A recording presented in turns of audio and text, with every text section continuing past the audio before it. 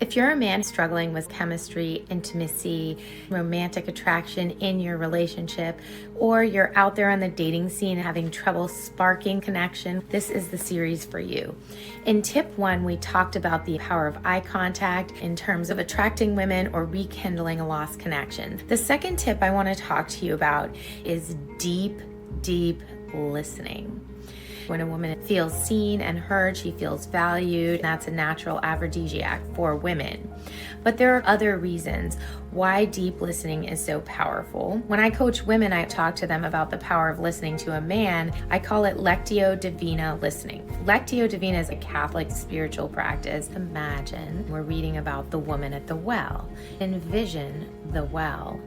What does the scenery look like? What does it smell like? What's the temperature on your skin? How close are the woman and Jesus standing next to one another? You're entering the scene as if you're there. It's about being wholly present. You read very slowly and very deeply. You really slow down.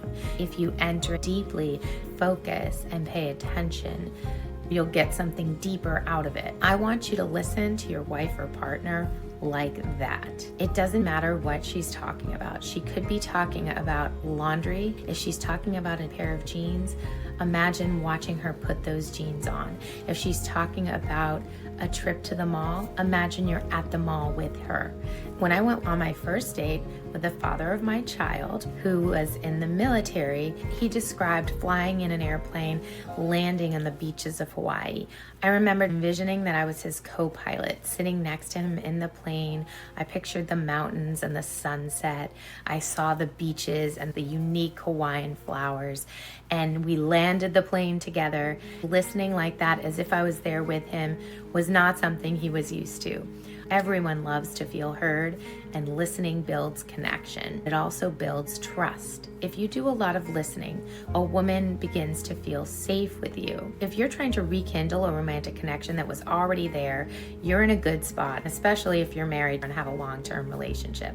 If the romantic connection was there to begin with, you will be able to reignite it by reminding her of what it felt like to be with you when the emotional attraction was there. Women's chemistry is activated by emotional connection. By rekindling feelings she had intimately with you in the past, you're going to rekindle chemistry. There may be lost trust on both sides. A marriage and family therapist who's written several books, pretty well known, his name is John Gottman. He studied couples over a 30-year period. He hooked them up to machines and measured brain chemistry to learn what he called the science of trust. He measured blood pressure and heart rates over this 30-year period. When the woman felt safer, more relaxed and calmer, her heart rate was lower, both parties, the man and woman, had more satisfaction. The couples that fared better long-term and had more satisfying marriages were the ones in which the woman felt safe with the man. This is not to say that it's not important for a man to trust a woman, but the woman's level of trust in the man was more of a factor. Building trust also builds chemistry and physical intimacy, because when a woman feels safe, she's going to relax, lean back, and be more vulnerable and open to you. That attracts a man to a woman, which is why when I coach women, a lot of it's about being open and vulnerable in a feminine way that invites connection and chemistry.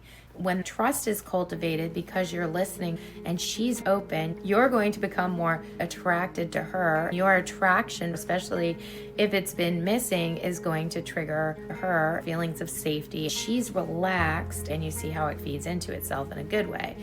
Aside from trust being important anyway for a relationship, it also is part of building intimacy and physical chemistry. If the relationship has fallen out and you're resenting each other all the time, probably one of the things that's missing is trust. By creating trust with this listening practice, you are starting to build something that's been missing, making this an unsatisfying relationship. It may feel inaccessible. Why would I want to do any of that? I don't feel attracted to her. There might be all sorts of valid reasons for feeling resentful. People make bids for intimacy. Husband, wife, either partner can make a bid for intimacy. That might be coming on to your partner. That could be initiating a conversation to connect that way, touching her or giving her a hug. She looks at you and is hoping you'll look back. Those are bids for intimacy.